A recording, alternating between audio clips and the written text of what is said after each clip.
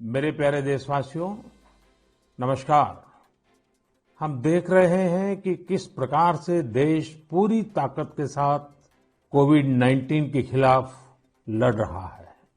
पिछले 100 वर्षों में यह सबसे बड़ी महामारी है और इसी पैंडेमिक के बीच भारत ने अनेक प्राकृतिक आपदाओं का भी डटकर मुकाबला किया है। इस दौरान साइक्लोन अम्फान आया, साइक्लोन निसर्ग आया, अनेक राज्यों में बाढ़ आई, छोटे बड़े अनेक भूकंप आए, भूस्खलन हुए। अभी पिछले 10 दिनों में ही देश ने फिर 2 बड़े साइक्लोन्स का सामना किया। पश्चिमी तट पर साइक्लोन ताउते और पूर्वी कोस्ट पर साइक्लोन यास। इन दोनों चक्रवातों ने कई राज्यों को प्रभावित किया है। देश और देश की जनता इनसे पूरी ताकत से लड़ी और कम से कम जानहानि सुनिश्चित की। हम अब ये अनुभव करते हैं कि पहले के वर्षों की तुलना में ज्यादा से ज्यादा लोगों की जान बचा पा रहे हैं। विपदा के इस कठिन और असाधारण परिस्थिति में साइक्लोन से प्रभावित हुए सभी राज्यों के लोगों ने जिस प्रकार से साहस का परिचय दिया है, इस संकट की घड़ी में बड़े धैर्य के साथ, अनुशासन के साथ मुकाबला किया है, मैं आदरपूर्वक, हृदयपूर्वक सभी नागरिकों की सराहना करना चाहता हूं। जिन लोगों ने आगे बढ़कर राहत और बचाव के कार्य में हिस्सा लिया, ऐसे सभी लोगों की जितनी सराहना करें उतनी कम है। मैं उन सबको सैल्यूट करता हूं।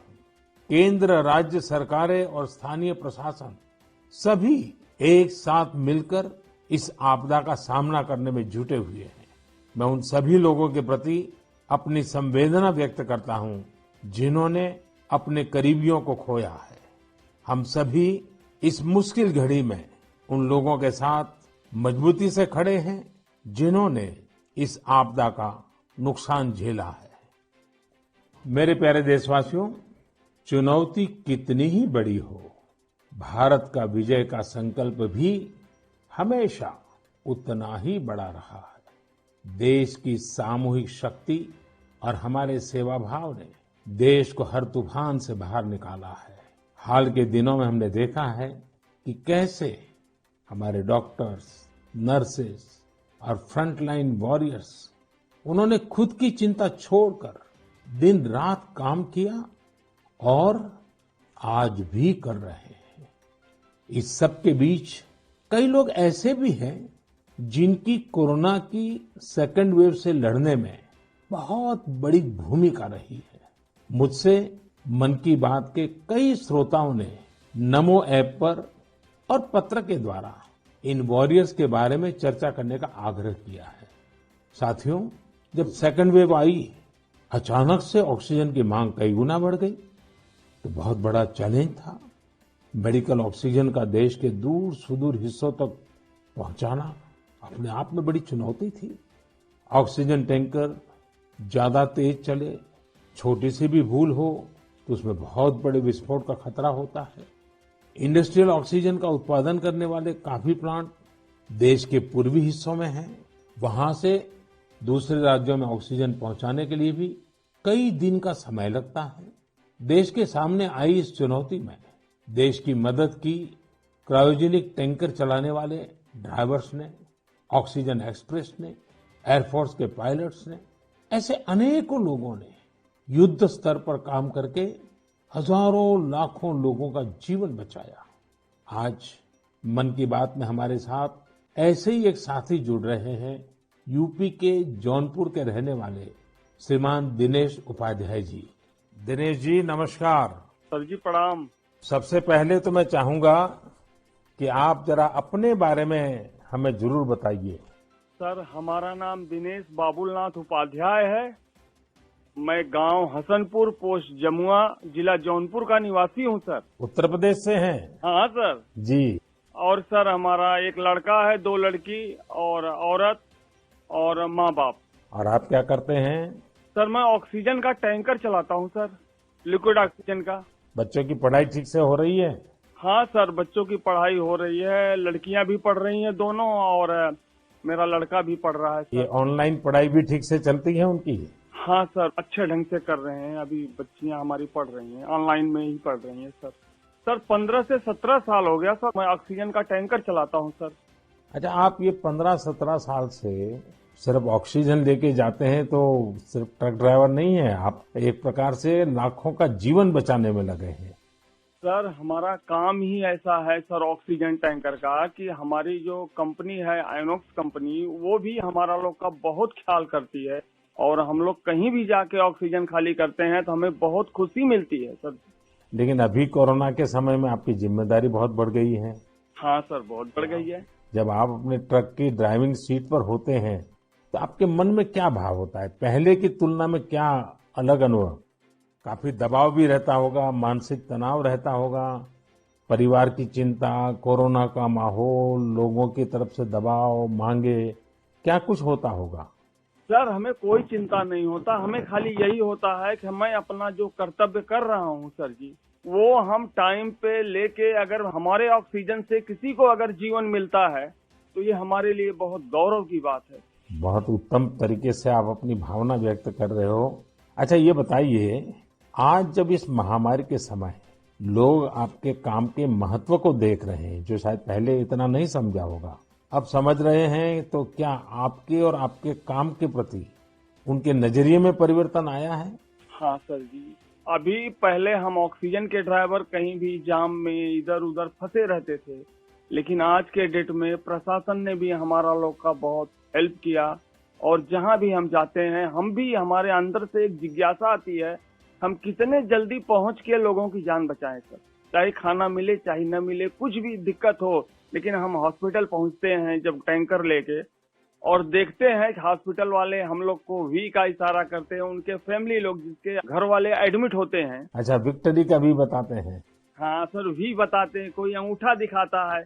हमको बहुत तसल्ली आती है हमारे जीवन में कि हमने कोई अच्छा काम जरूर किया है, जो मुझे ऐसा सेवा करने का अवसर मिला है सर। सारी थकान उतर जाती होगी। हाँ सर, हाँ सर। तो घर आकर के बच्चों से बातें बताते हो आप सब? नहीं सर, बच्चे तो हमारे गांव में रहते हैं, हम तो यहाँ आइनॉक्स एयर प्रोडक्ट में मैं ड्राइवरी करता हूँ। 8-9 महीने के बाद तब घर जाता हूँ। तो कभी फोन पे बच्चों से बात करते होंगे तो? हाँ सर, बराबर होता है। तो उनके मन में रहता होगा, पिताजी जरा संभालिए ऐसे समय? सर जी, वो लोग बोलते हैं पापा काम करो लेकिन अपने सेफ्टी से करो, और हम लोग सर सेफ्टी से काम करते हैं। हमारा मानगांव प्लांट भी है और आइनॉक्स बहुत हमारा लोग का हेल्प करता है। चलिए दिनेश जी, मुझे बहुत अच्छा लगा आपकी बातें सुन करके, और देश को भी लगेगा कि इस कोरोना की लड़ाई में कैसे कैसे किस प्रकार से लोग काम कर रहे हैं। आप 9-9 महीने तक अपने बच्चों को नहीं मिल रहे हैं, परिवार को नहीं मिल रहे हैं, सिर्फ लोगों की जान बच जाए। जब ये देश सुनेगा ना, देश को गर्व होगा कि लड़ाई हम जीतेंगे, क्योंकि दिनेश उपाध्याय जैसे लाखों लाखों ऐसे लोग हैं जो जी जान से जुटे हुए हैं। सर जी, हम लोग कोरोना को किसी ना किसी दिन जरूर हराएंगे सर जी। चलिए दिनेश जी, आपकी ये भावना, यही तो देश की ताकत है। बहुत बहुत धन्यवाद दिनेश जी, और आपके बच्चों को मेरे आशीर्वाद कहिएगा। ठीक है, धन्यवाद। प्रणाम। धन्यवाद। साथियों, जैसा कि दिनेश जी बता रहे थे, वाकई जब एक टैंकर ड्राइवर ऑक्सीजन लेकर अस्पताल पहुंचते हैं तो ईश्वर के भेजे गए दूत ही लगते हैं। हम समझ सकते हैं कि ये काम कितनी जिम्मेदारी का होता है और इसमें कितना मानसिक दबाव भी होता है। साथियों, चुनौती के इसी समय में ऑक्सीजन के ट्रांसपोर्टेशन को आसान करने के लिए भारतीय रेल भी आगे आई है। ऑक्सीजन एक्सप्रेस, ऑक्सीजन रेल ने सड़क पर चलने वाले ऑक्सीजन टैंकर से कहीं ज्यादा तेजी से, कहीं ज्यादा मात्रा में ऑक्सीजन देश के कोने कोने में पहुंचाई। माताओं बहनों को ये सुनकर गर्व होगा कि एक ऑक्सीजन एक्सप्रेस तो पूरी तरह महिलाएं ही चला रही है। देश की हर नारी को इस बात का गर्व होगा। इतना ही नहीं, हर हिंदुस्तानी को गर्व होगा। मैंने ऑक्सीजन एक्सप्रेस की एक लोको पायलट शिरीषा गजनी जी को मन की बात में आमंत्रित किया है। शिरीषा जी, नमस्ते। नमस्ते सर। कैसे है सर? मैं बहुत ठीक हूँ शिरिषा जी। मैंने सुना है कि आप तो रेलवे पायलट के रूप में काम कर रही है और मुझे बताया गया कि आपकी पूरी महिलाओं की टोली ये ऑक्सीजन एक्सप्रेस को चला रही है। शिरिषा जी, आप बहुत ही शानदार काम कर रही हैं। कोरोना काल में आपकी तरह अनेक महिलाओं ने आगे आकर कोरोना से लड़ने में देश को ताकत दी है। आप भी नारी शक्ति का एक बहुत बड़ा उदाहरण है। लेकिन देश जानना चाहेगा, मैं जानना चाहता हूँ कि आपको ये मोटिवेशन कहाँ से मिलता है? सर मुझको मोटिवेशन मेरा फादर मदर भी है सर। मेरा फादर गवर्नमेंट एम्प्लॉय है sir. Actually I am having 2 elder sisters. We are 3 members, ladies only. But my father giving very encourage to work. My first sister doing government job in bank work, and I am settled in railway. My parents only encouraging me. अच्छा शिरिषा जी, आपने सामान्य दिनों में भी railway को अपनी सेवाएं दी है, ट्रेन को स्वाभाविक चला है। लेकिन जब ये एक तरफ ऑक्सीजन की इतनी मांग और जब आप ऑक्सीजन को लेके जा रही है तो थोड़ा जिम्मेदारी भरा काम होगा, थोड़ी और जिम्मेवारी होगी। सामान्य गुड्स को ले जाना अलग बात है, ऑक्सीजन तो बहुत ही डेलिकेट भी होती है चीजें।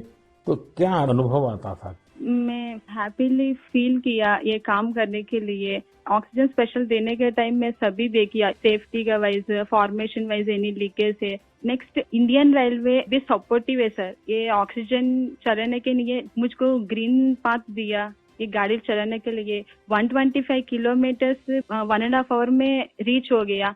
इतना रेलवे भी रेस्पॉन्सिबिलिटी ले लिया, मैं भी रेस्पॉन्सिबिलिटी है सर। वाह, चलिए शिरिषा जी, मैं आपको बहुत बधाई देता हूं और आपके पिताजी माताजी को विशेष रूप से प्रणाम करता हूं, जिन्होंने तीनों बेटियों को इतनी प्रेरणा दी और उनको इतना आगे बढ़ाया और इस प्रकार का हौसला दिया है। और मैं समझता हूं ऐसे माँ बाप को भी प्रणाम और आप सभी बहनों को भी प्रणाम, जिन्होंने इस प्रकार से देश की सेवा भी की और जज्बा भी दिखाया है। बहुत बहुत धन्यवाद शिरिषा जी। धन्यवाद सर, थैंक यू सर। आपका ब्लेसिंग्स चाहिए सर। बस परमात्मा का आशीर्वाद आप पर बना रहे, आपके माता पिता का आशीर्वाद बना रहे। धन्यवाद जी। धन्यवाद सर।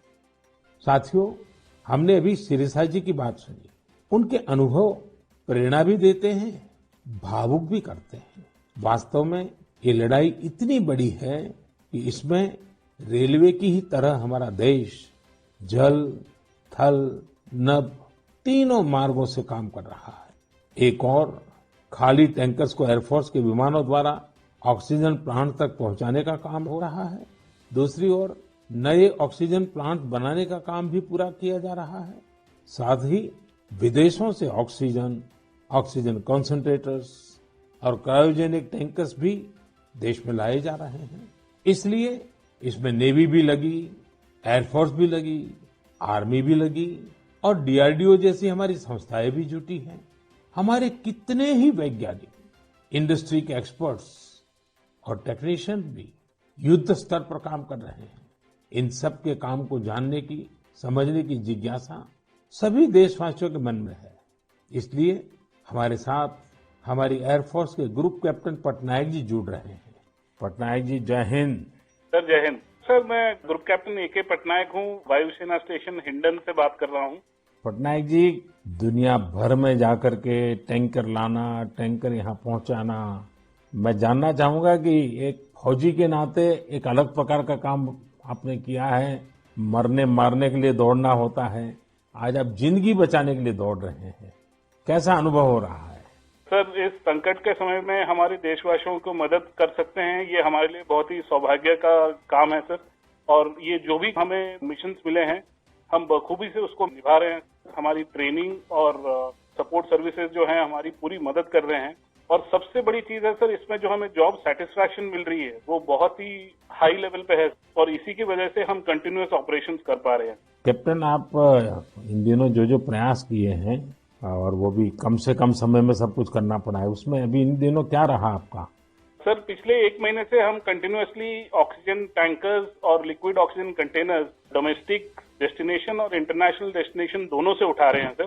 करीब 1600 सॉर्टी से ज्यादा एयरफोर्स कर चुकी है और 3000 से ज्यादा घंटे हम उड़ चुके हैं।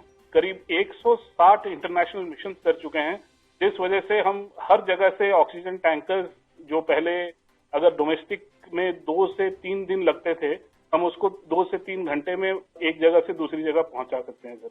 और इंटरनेशनल मिशन में भी with in 24 hours continuous round the clock operations करके पूरी एयरफोर्स इसमें लगी हुई है कि जितनी जल्दी हो सके हम जितने ज्यादा टैंकर ला सकें और देश की मदद कर सके सर। कैप्टन, आपको इंटरनेशनल में अभी कहाँ कहाँ दौड़ भागना पड़ा? सर शॉर्ट नोटिस पे हमें सिंगापुर, दुबई, बेल्जियम, जर्मनी और यूके, ये सब जगह पे different fleets of the Indian air force sir, IL-76, C-17 और बाकी सारे विमान गए थे, C-130, जो बहुत ही शॉर्ट नोटिस पे ये मिशन प्लान करके हमारी ट्रेनिंग और जोश की वजह से हम टाइमली इन मिशन को कंप्लीट कर पाए सर। देखिए, इस बार देश गर्व अनुभव करता है कि जल हो, थल हो, नभ हो, हमारे सारे जवान इस कोरोना के खिलाफ लड़ाई में लगे हैं। और कैप्टन, आपने भी बहुत बड़ी जिम्मेवारी निभाई है, तो मैं आपको भी बहुत बधाई देता हूं। Sir thank you so much sir. हम अपनी पूरी कोशिश में जी जान के साथ लगे हुए हैं और मेरी बेटी भी मेरे साथ है सर, अदिति। अरे वाह! नमस्ते मोदी जी।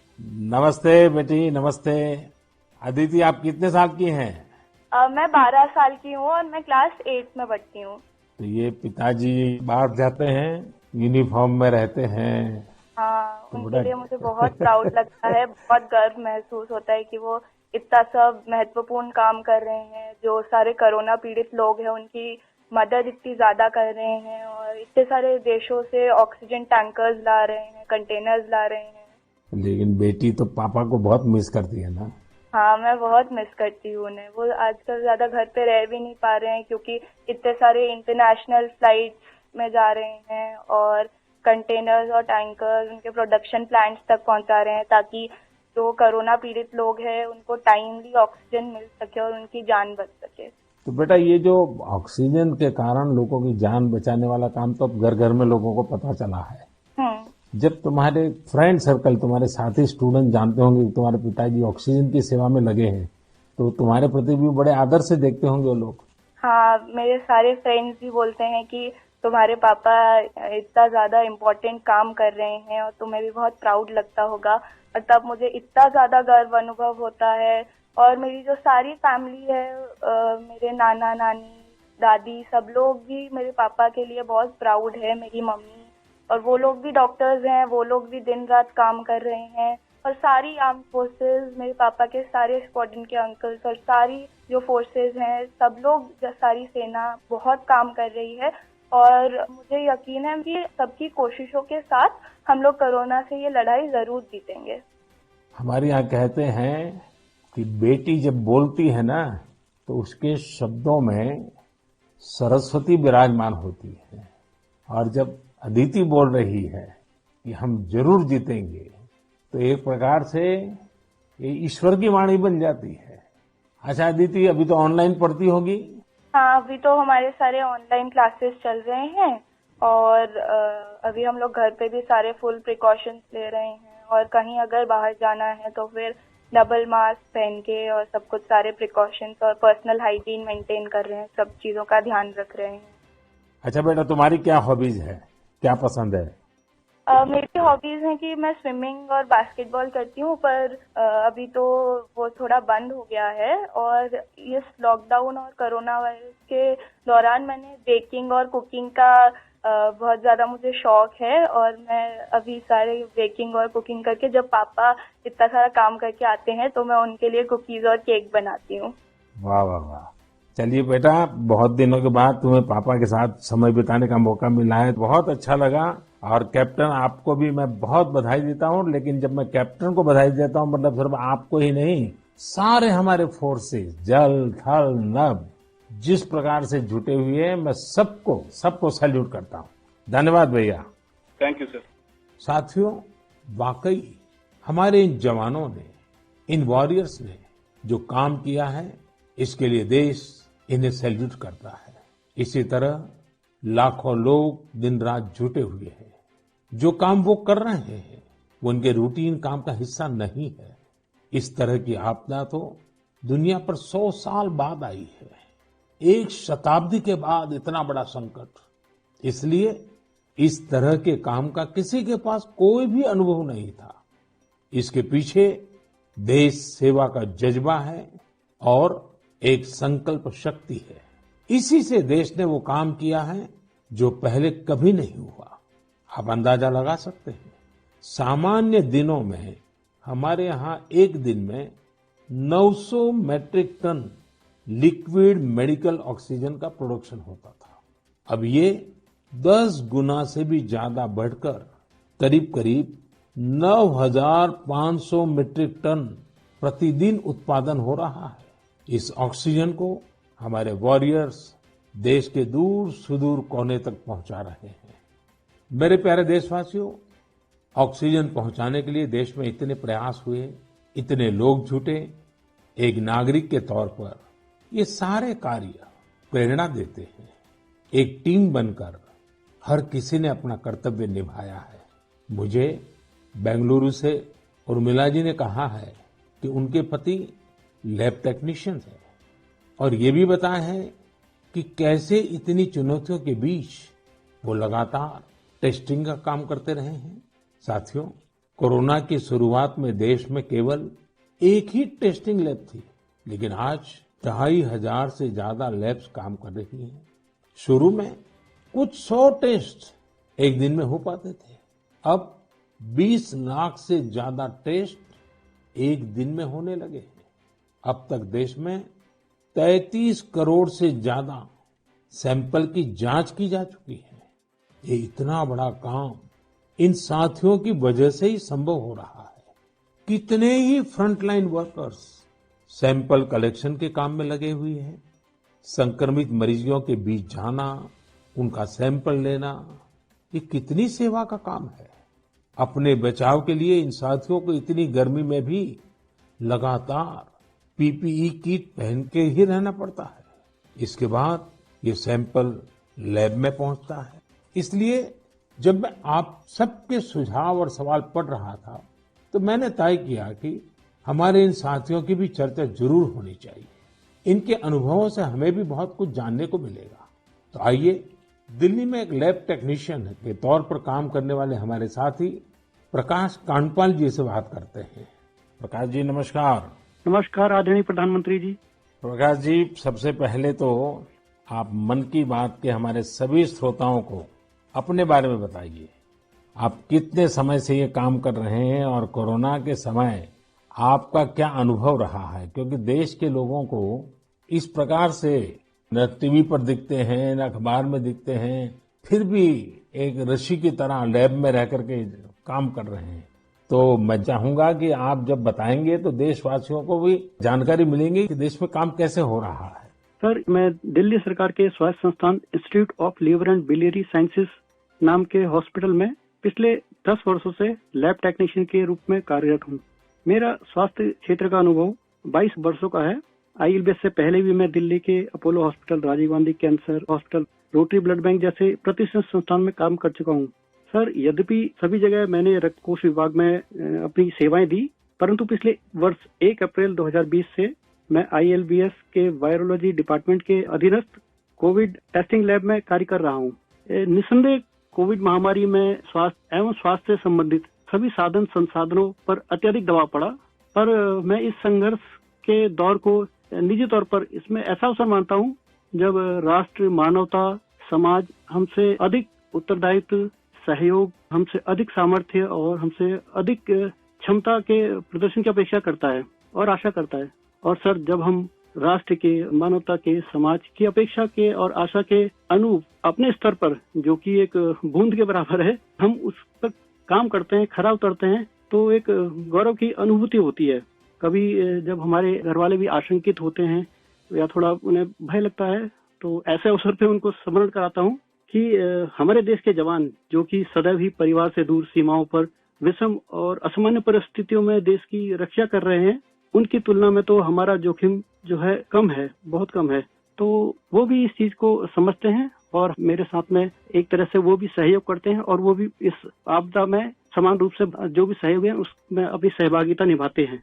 प्रकाश जी, एक तरफ सरकार सबको कह रही है कि दूरी रखो, दूरी रखो। कोरोना में एक दूसरे से दूर रहो। और आपको तो सामने से होकर के कोरोना के जीवाणुओं के बीच में रहना ही पड़ता है, सामने से जाना पड़ता है। तो ये अपने आप में एक जिंदगी को संकट में डालने वाला मामला रहता है, तो परिवार को चिंता होना बहुत स्वाभाविक है। लेकिन फिर भी ये लैब टेक्नीशियन का काम सामान्य संजोगों में एक है और ऐसी पेंडेमिक स्थिति में दूसरा है, और वो आप कर रहे हैं तो काम के घंटे भी बहुत बढ़ गए होंगे, रात रात लैब में निकालना पड़ता होगा, क्योंकि इतना करोड़ों लोगों का टेस्टिंग हो रहा है तो बोझ भी बड़ा होगा। लेकिन अपनी सुरक्षा के लिए भी सावधानी रखते हैं कि नहीं रखते हैं? बिल्कुल रखते हैं सर। हमारे ILBS की जो लैब है वो WHO से मान्यता प्राप्त है, तो जो सारे प्रोटोकॉल हैं वो इंटरनेशनल स्टैंडर्ड के हैं। हम त्रिस्तरीय जो हमारी पोशाक है उसमें हम जाते हैं लैब में और उसी में हम काम करते हैं, और उसका पूरा डिस्कार्डिंग का, लेबलिंग का और उनको टेस्टिंग का एक पूरा प्रोटोकॉल है, तो उस प्रोटोकॉल के तहत काम करते हैं। तो सर ये भी ईश्वर की कृपा है कि मेरा परिवार और मेरे जानने वाले अधिकतर जो अभी तक इस संक्रमण से बचे हुए हैं। तो एक चीज है कि अगर आप सावधानी रखते हैं और संयम बरतते हैं तो आप थोड़ा बहुत इससे बचे रह सकते हैं। प्रकाश जी, आप जैसे हजारों लोग पिछले 1 साल से लैब में बैठे हैं और इतनी जहमत कर रहे हैं, इतने लोगों को बचाने का काम कर रहे हैं, जो देश आज जान रहा है। लेकिन प्रकाश जी, मैं आपके माध्यम से आपकी बिरादरी के सभी साथियों को हृदयपूर्वक धन्यवाद करता हूं, देशवासियों की तरफ से धन्यवाद करता हूं। और आप स्वस्थ रहिए, आपका परिवार स्वस्थ रहे, मेरी बहुत शुभकामनाएं हैं। धन्यवाद प्रधानमंत्री जी, मैं आपका बहुत बहुत आभारी हूँ कि आपने मुझे अवसर प्रदान किया। धन्यवाद भैया। साथियों, एक प्रकार से बात तो मैंने भाई प्रकाश जी से की है, लेकिन उनकी बातों में हजारों लैब टेक्नीशियंस की सेवा की सुगंध हम तक पहुंच रही है। इन बातों में हजारों लाखों लोगों का सेवा भाव तो दिखता ही है। हम सभी को अपने जिम्मेदारी का भी बोध होता है। जितनी मेहनत और लगन से भाई प्रकाश जी जैसे हमारे साथी काम कर रहे हैं, उतनी ही निष्ठा से उनका सहयोग कोरोना को हराने में बहुत मदद करेगा। मेरे प्यारे देशवासियों, अभी हम हमारे कोरोना वॉरियर्स की चर्चा कर रहे थे। पिछले 1.5 सालों में हमने उनका खूब समर्पण और परिश्रम देखा है, लेकिन इस लड़ाई में बहुत बड़ी भूमिका देश के कई क्षेत्रों के अनेक वॉरियर्स की भी है। आप सोचिए, हमारे देश पर इतना बड़ा संकट आया, इसका असर देश की हर एक व्यवस्था पर पड़ा। कृषि व्यवस्था ने खुद को इस हमले से काफी हद तक सुरक्षित रखा। सुरक्षित ही नहीं रखा, बल्कि प्रगति भी की, आगे भी बढ़ी। क्या आपको पता है कि इस महामारी में भी हमारे किसानों ने रिकॉर्ड उत्पादन किया है? किसानों ने रिकॉर्ड उत्पादन किया तो इस बार देश ने रिकॉर्ड फसल खरीदी भी की। इस बार कई जगहों पर तो सरसों के लिए किसानों को MSP से भी ज्यादा भाव मिला है। रिकॉर्ड खाद्यान्न उत्पादन की वजह से ही हमारा देश हर देशवासी को संबल प्रदान कर पा रहा है। आज इस संकट काल में 80 करोड़ गरीबों को मुफ्त राशन उपलब्ध कराया जा रहा है, ताकि गरीब के घर में भी कभी ऐसा दिन न आए जब चूल्हा न जले। साथियों, आज हमारे देश के किसान कई क्षेत्रों में नई व्यवस्थाओं का लाभ उठाकर कमाल कर रहे हैं। जैसे कि अगरतला के किसानों को ही लीजिए। ये किसान बहुत अच्छे कटहल की पैदावार करते हैं। इनकी मांग देश विदेश में हो सकती है, इसलिए इस बार अगरतला के किसानों के कटहल रेल के जरिए गुवाहाटी तक लाए गए। गुवाहाटी से अब ये कटहल लंदन भेजे जा रहे हैं। ऐसे ही आपने बिहार की शाही लीची का नाम भी सुना होगा। 2018 में सरकार ने शाही लीची को GI टैग भी दिया था, ताकि इसकी पहचान मजबूत हो और किसानों को ज्यादा फायदा हो।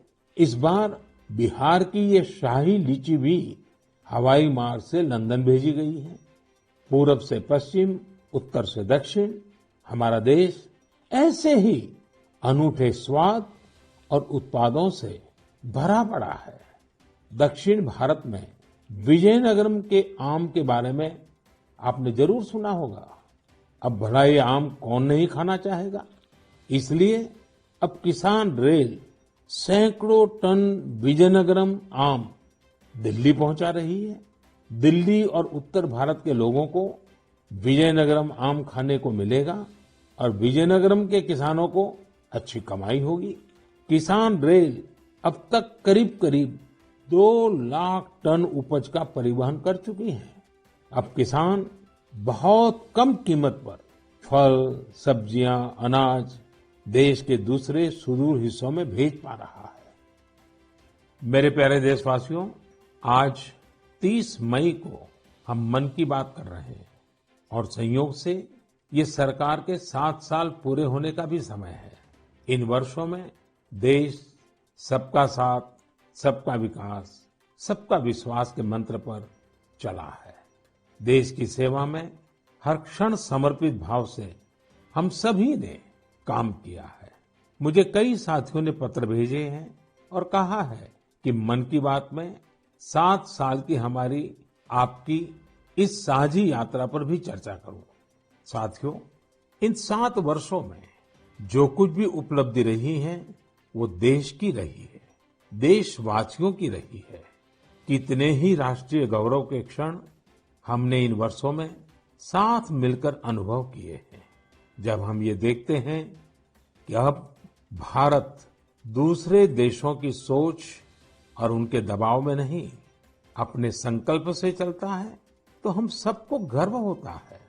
जब हम देखते हैं कि अब भारत अपने खिलाफ साजिश करने वालों को मुंहतोड़ जवाब देता है, तो हमारा आत्मविश्वास और बढ़ता है। जब भारत राष्ट्रीय सुरक्षा के मुद्दों पर समझौता नहीं करता, जब हमारी सेनाओं की ताकत बढ़ती है, तो हमें लगता है कि हाँ, हम सही रास्ते पर हैं। साथियों, मुझे कितने ही देशवासियों के संदेश, उनके पत्र देश के कोने कोने से मिलते हैं। कितने ही लोग देश को धन्यवाद देते हैं कि 70 साल बाद उनके गांव में पहली बार बिजली पहुंची है। उनके बेटे बेटियां उजाले में, पंखे में बैठ करके पढ़ रहे हैं। कितने ही लोग कहते हैं कि हमारा भी गांव अब पक्की सड़क से शहर से जुड़ गया है। मुझे याद है, एक आदिवासी इलाके से कुछ साथियों ने मुझे संदेश भेजा था कि सड़क बनने के बाद पहली बार उन्हें ऐसा लगा कि वो भी बाकी दुनिया से जुड़ गए हैं। ऐसे ही कहीं कोई बैंक खाता खोलने की खुशी साझा करता है, तो कोई अलग अलग योजनाओं की मदद से जब नया रोजगार शुरू करता है, तो उस खुशी में मुझे भी आमंत्रित करता है। प्रधानमंत्री आवास योजना के तहत घर मिलने के बाद गृह प्रवेश के आयोजन में कितने ही निमंत्रण मुझे हमारे देशवासियों की ओर से लगातार मिलते रहते हैं। इन 7 सालों में आप सबकी ऐसी करोड़ों खुशियों में मैं शामिल हुआ हूं। अभी कुछ दिन पहले ही मुझे गांव से एक परिवार ने जल जीवन मिशन के तहत घर में लगे पानी के नल की एक फोटो भेजी। उन्होंने इस फोटो का कैप्शन लिखा था, मेरे गांव की जीवन धारा। ऐसे कितने ही परिवार हैं। आजादी के बाद 7 दशकों में हमारे देश के केवल 3.5 करोड़ ग्रामीण घरों में ही पानी के कनेक्शन थे, लेकिन पिछले 21 महीनों में ही 4.5 करोड़ घरों को साफ पानी के कनेक्शन दिए गए हैं। इनमें से 15 महीने तो कोरोना काल के ही थे। इसी तरह का एक नया विश्वास देश में आयुष्मान योजना से भी आया है। जब कोई गरीब मुफ्त इलाज से स्वस्थ होकर घर आता है, तो उसे लगता है कि उसे नया जीवन मिला है। उसे भरोसा होता है कि देश उसके साथ है। ऐसे कितने ही परिवारों का आशीर्वचन, करोड़ों माताओं का आशीर्वाद लेकर हमारा देश मजबूती के साथ विकास की ओर अग्रसर है। साथियों, इन 7 सालों में भारत ने डिजिटल लेन देन में दुनिया को नई दिशा दिखाने का काम किया है। आज किसी भी जगह जितनी आसानी से आप चुटकियों में डिजिटल पेमेंट कर देते हैं, वो कोरोना के समय में भी बहुत उपयोगी साबित हो रहा है। आज स्वच्छता के प्रति देशवासियों की गंभीरता और सतर्कता बढ़ रही है। हम रिकॉर्ड सैटेलाइट भी प्रक्षेपित कर रहे हैं और रिकॉर्ड सड़कें भी बना रहे हैं।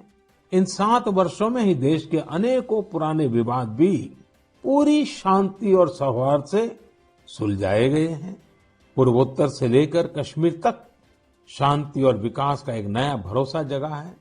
साथियों, क्या आपने सोचा है ये सब काम जो दशकों में भी नहीं हो सके, इन 7 सालों में कैसे हुए? ये सब इसलिए संभव हुआ क्योंकि इन 7 सालों में हमने सरकार और जनता से ज्यादा एक देश के रूप में काम किया, एक टीम के रूप में काम किया, टीम इंडिया के रूप में काम किया। हर नागरिक ने देश को आगे बढ़ाने में एकाध कदम आगे बढ़ाने का प्रयास किया है। हाँ, जहां सफलताएं होती हैं, वहां परीक्षाएं भी होती हैं। इन 7 सालों में हमने साथ मिलकर ही कई कठिन परीक्षाएं भी दी है और हर बार हम सभी मजबूत होकर निकले हैं। कोरोना महामारी के रूप में इतनी बड़ी परीक्षा तो लगातार चल रही है। ये तो एक ऐसा संकट है जिसने पूरी दुनिया को परेशान किया है। कितने ही लोगों ने अपनों को खोया है। बड़े बड़े देश भी इसकी तबाही से बच नहीं सके हैं। इस वैश्विक महामारी के बीच भारत सेवा और सहयोग के संकल्प के साथ आगे बढ़ रहा है। हमने पहली वेव में भी पूरे हौसले के साथ लड़ाई लड़ी थी। इस बार भी वायरस के खिलाफ चल रही लड़ाई में भारत विजयी होगा। 2 गज की दूरी, मास्क से जुड़े नियम हो या फिर वैक्सीन, हमें ढिलाई नहीं करनी है। यही हमारी जीत का रास्ता है। अगली बार जब हम मन की बात में मिलेंगे तो देशवासियों के कई और प्रेरणादायक उदाहरणों पर बात करेंगे और नए विषयों पर चर्चा करेंगे। आप अपने सुझाव मुझे ऐसे ही भेजते रहिए। आप सभी स्वस्थ रहिए, देश को इसी तरह आगे बढ़ाते रहिए। बहुत बहुत धन्यवाद।